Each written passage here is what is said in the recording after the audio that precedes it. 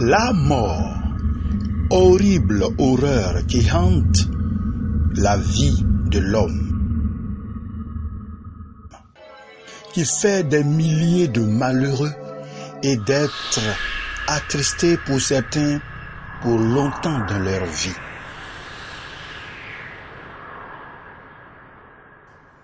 Qui traumatise l'existence humaine.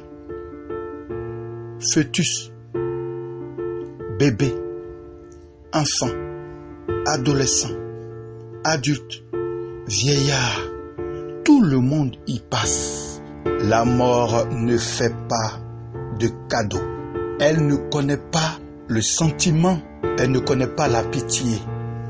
Elle ne connaît pas que tu es un seul enfant, que tu en as deux. Elle ne connaît pas que tu sois orphelin, souffrant. Elle ne connaît pas que tu es une personne sans avenir. Elle emporte, c'est tout. Voici l'expression du malheur des uns et des autres. Pour une personne qui a tracé ses projets, qui veut avoir ses diplômes, qui veut avoir un travail, une personne qui veut trouver la plus belle fille, le plus beau garçon, le plus beau cœur, lui qui a fait le projet de se marier, qui a fait le projet d'avoir des enfants, qui a fait le projet de se construire une maison, qui a fait le projet d'avoir une voiture et vivre la vie heureuse, attaché à ses idéaux et refroidi par l'horrible horreur appelée la mort,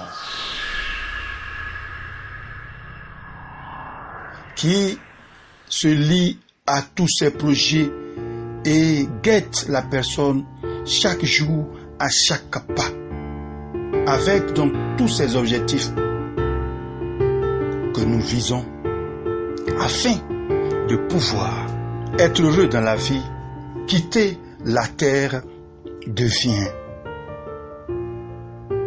un poids difficile à supporter pour la plupart d'entre nous. Pourquoi quitter la terre? Or que je n'ai pas encore fait ceci, or que je n'ai pas encore fait cela, or que je n'ai pas bénéficié de ceci ou de cela. Et même certains vont jusqu'à croire que comme ils ne sont pas encore mariés, n'ont pas eu leur diplôme, n'ont pas eu ceci ou du travail, etc., la mort ne pourrait pas venir maintenant. Dieu ne viendra pas maintenant. Parce que nous pensons que tous les hommes connaîtront le même statut avant de quitter la terre. Voici ce pourquoi la mort est refusée par chacun et par tous. Mais qu'en est-il pour toi qui crois en Christ?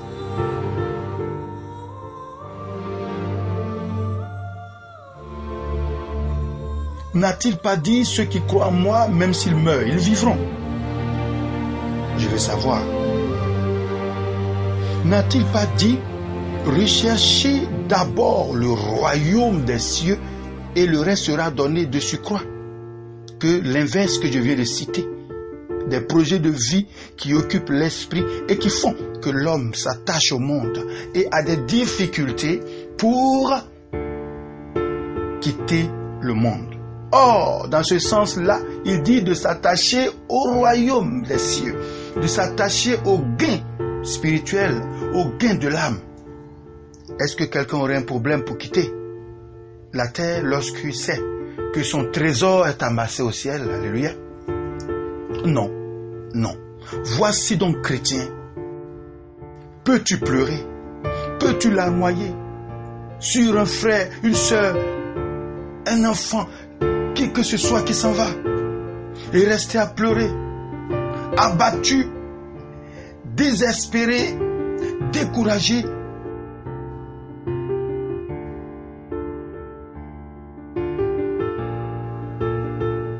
Avons-nous le droit de pleurer ainsi? Ou alors, devrons-nous avoir le courage, des mots, des appuis pour être capables de comprendre que la mort ne nous détruit pas? mais que nous avons quelqu'un qui a surpassé cette mort, quelqu'un qui a triomphé de cette mort, et donc la mort ne peut pas être pour nous une occasion de nous effondrer.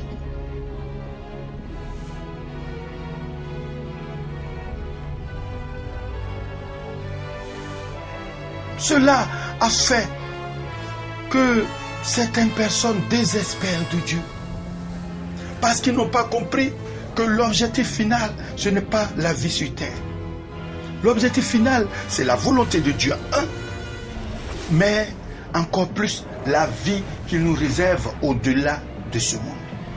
Mais dès que le principe du monde à venir n'est pas la quête que l'on veut, il est difficile de comprendre quelqu'un qui s'en va.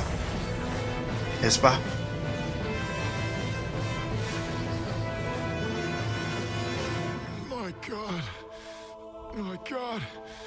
Parce que simplement, on ne s'est pas attaché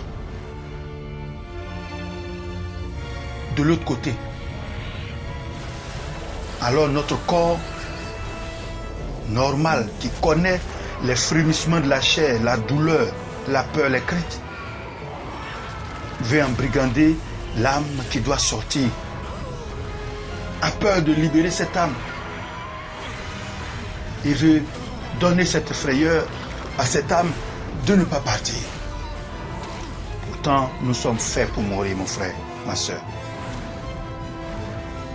Si tu veux, tu peux pleurer. Mais les pleurs qui démontrent de notre manque de foi, du paganisme en nous ou de l'attachement au monde, oh, le Seigneur a dit, celui qui aime père, mère, plus que moi, n'est pas digne, ne peut pas être mon disciple.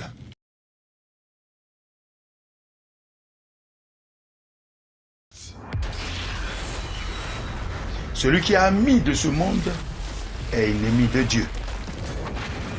Oui, car Dieu est esprit.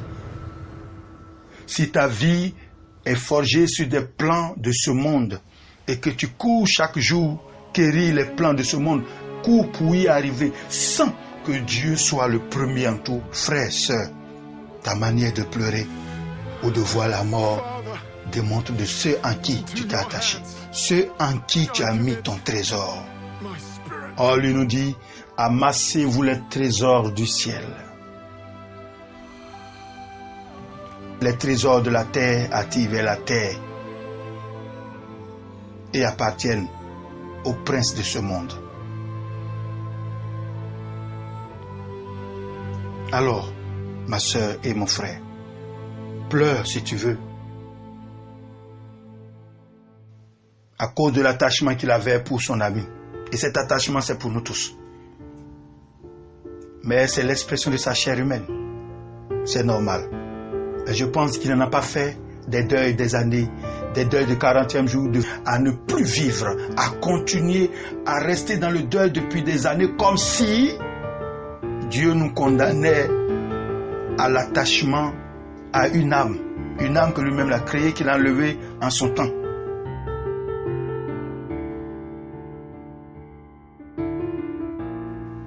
Nous ne voulons jamais relâcher et des gens ont enfermé leur vie. Des gens sont restés veufs pendant tout le temps, pensant obéir à quoi?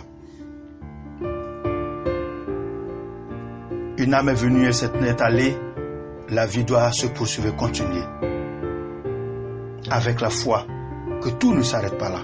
Même si les hommes peuvent ne pas comprendre, la meilleure compréhension et la meilleure admission et bénédiction vient de Dieu, d'une relation parfaite avec Dieu. Alors, pour ce qui nous attend, car il a dit, celui qui croit en moi, même s'il meurt, il vivra. Chrétien, la mort ne doit plus être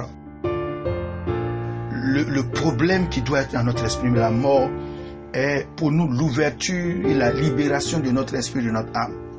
Nous ne pouvons pas échapper.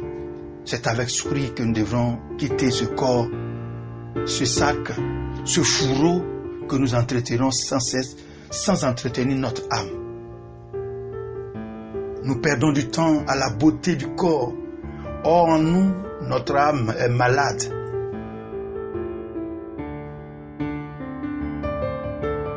à cause de notre comportement sale, de tous les péchés, notre âme est malade.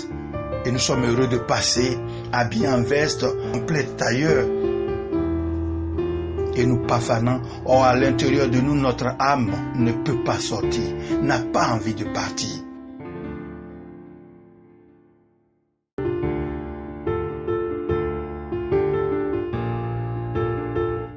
Celui qui craint et qui pleure sans cesse pour quelqu'un qui est parti, c'est parce que la personne n'a pas cru.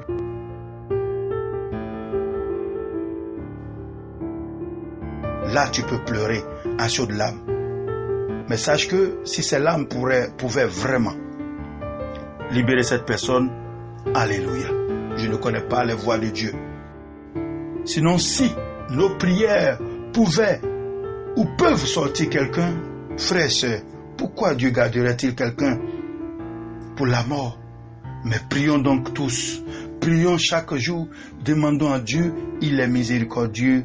L'enfer ne sera plus. Nous pourrions donc faire sortir tous ceux qui actuellement sont partis sans Christ.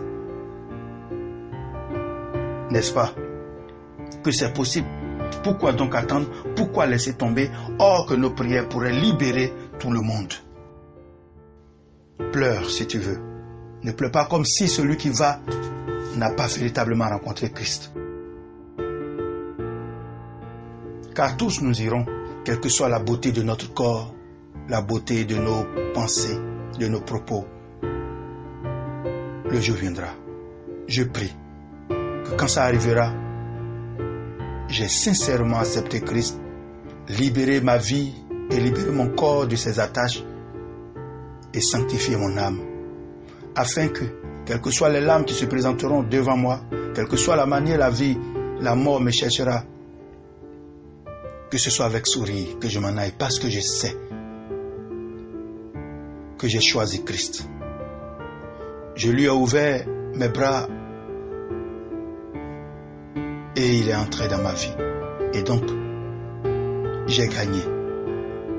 La porte de la mort n'est qu'un sourire. Adieu.